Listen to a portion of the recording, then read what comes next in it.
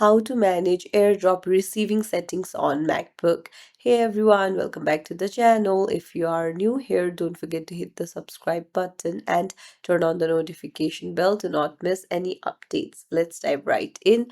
Open up your system settings and then you need to head over to General and then tap on AirDrop and Continuity,